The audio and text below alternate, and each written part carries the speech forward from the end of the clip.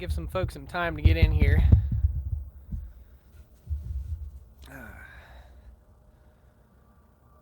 Hey guys, just giving some folks a little bit of time to get in here.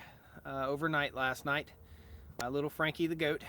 Um, we'll give a few more seconds for folks to get in here, and then we'll talk about them. We'll talk about what happened. I'll kind of tell you the story here. So yesterday, my wife went up to check the goats and feed the goats, and when she got up there, she saw one of the babies. Uh, One of our second born baby this year, little Frankie the goat, about this big. He's about 2 weeks old, and he somehow had got his head twisted up in the fence. And the fencing is kind of like a net. Um, it's not like a conventional fence. It's an electric poultry netting that we use. Okay, so the baby had his head stuck in the fence, and its feet and its whole body were just kind of twisted and entangled in the fence there. We didn't have the power on the electric fence because we didn't want to shock our little baby goats so hard. So we had the power off of the fence. I know some people had asked that you had an electric fence on your baby goats. No, we had the power off the fence. The baby stuck his head in there.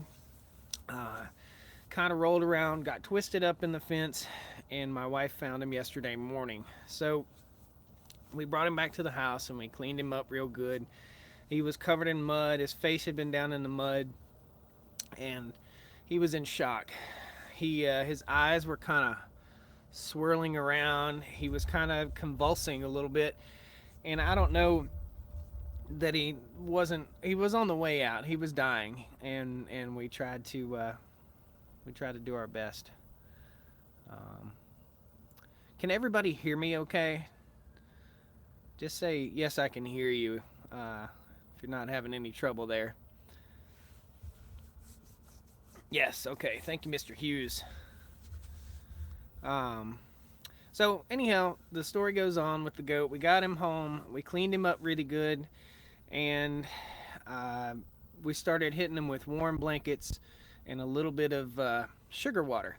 We didn't have electrolytes or anything here at the house, or Gatorade or anything like that, so we hit him with some sugar water to get him through. Then we ran over to Tractor Supply and got milk, electrolytes, um, 2 or 3 different types of electrolytes so that we could get him nice and rehydrated.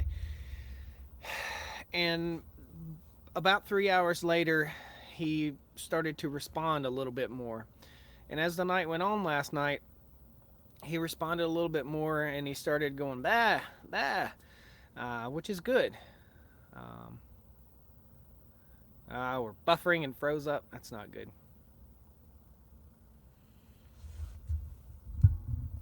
So anyhow, to make a long story short, we'll kind of go over here and walk over here.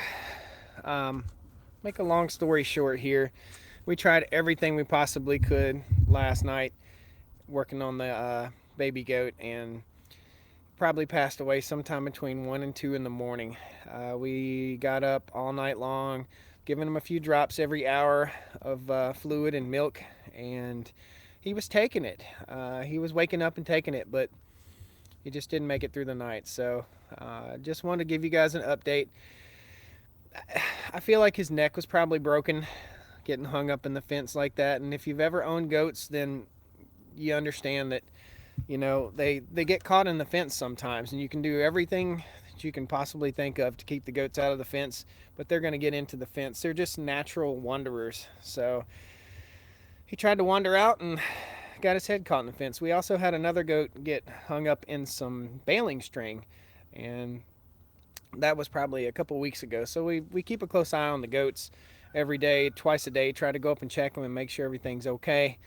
We can't just let them roam free because we've got a coyote problem right back here. We're right behind my house, and there were coyotes back in here, like, I'm going to say 3 weeks ago, something like that. I just looked out the back window and a coyote was going right across there. So we're in the country, and it shows.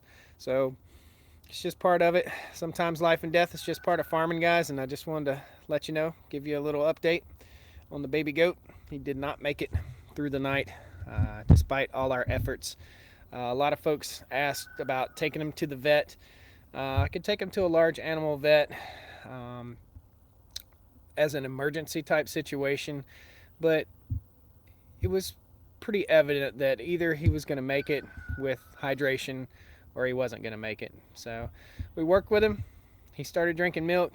He did good. He didn't seem to be in any pain, but he passed away sometime around 1 a.m. this morning. So thanks a lot for all your support, guys. I appreciate you. Come on back and see us here on the Stoney Ridge Farm, and maybe we'll have a little bit better outcome, a little bit better day. Kind of a bad day. So once again, thanks a lot. Come on back and see me here on the Stoney Ridge Farm. Subscribe to the channel if you're not already subscribed, and be sure you click the little bell down there. I also want to give a shout out to Arms Family Homestead, Daniel at Arms Family Homestead. If you guys haven't seen Arms Family Homestead, go check them out. Good people, nice people down in Oklahoma. Really like them. We went down there, we took a little road trip, and we stopped down at their place and really like them. So thanks a lot. Thanks for the tip, Bumblebee Junction. Thanks for the super chat, buddy. I appreciate it. You guys take care.